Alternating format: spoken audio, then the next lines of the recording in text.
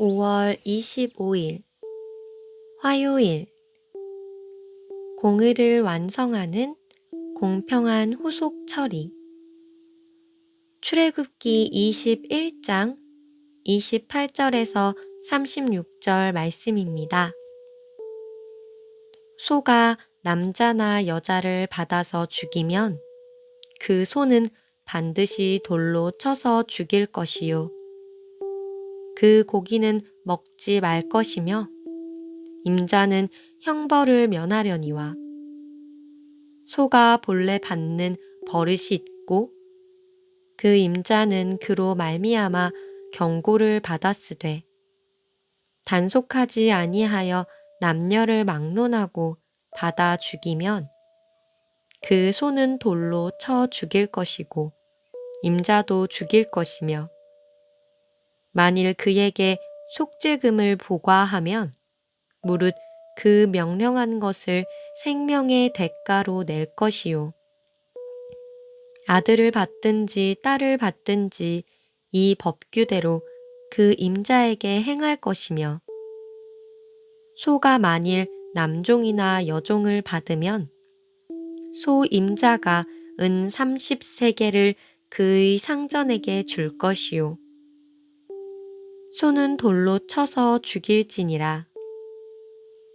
사람이 구덩이를 열어 두거나 구덩이를 파고 덮지 아니하므로 소나 나귀가 거기에 빠지면 그 구덩이 주인이 잘 보상하여 짐승의 임자에게 돈을 줄 것이요.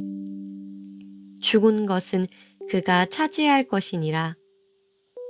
이 사람의 소가 저 사람의 소를 받아 죽이면 살아있는 소를 팔아 그 값을 반으로 나누고 또한 죽은 것도 반으로 나누려니와 그 소가 본래 받는 버릇이 있는 줄을 알고도 그 임자가 단속하지 아니하였으면 그는 소를 소로 갚을 것이요.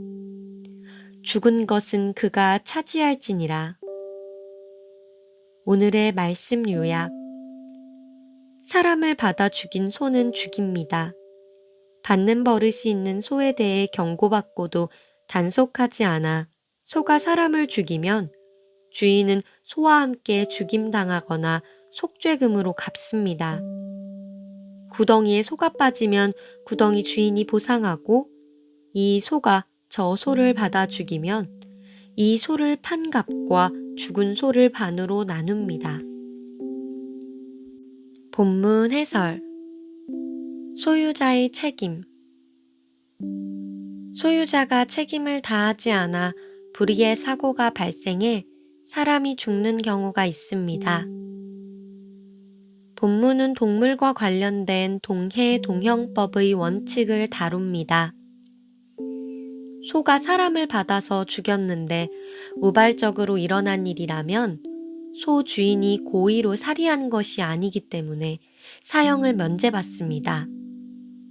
반면 소가 원래 받는 버릇이 있어서 충분히 예방할 수 있었음에도 미리 조치를 취하지 않아서 사람이 죽은 경우에는 주인이 책임을 면할 수 없습니다. 소 주인은 사형을 당하든지 부과된 대로 속죄금을 내놓아야 합니다. 소가 남종이나 여종을 받아 죽인 경우에는 처벌 수준이 조정됩니다.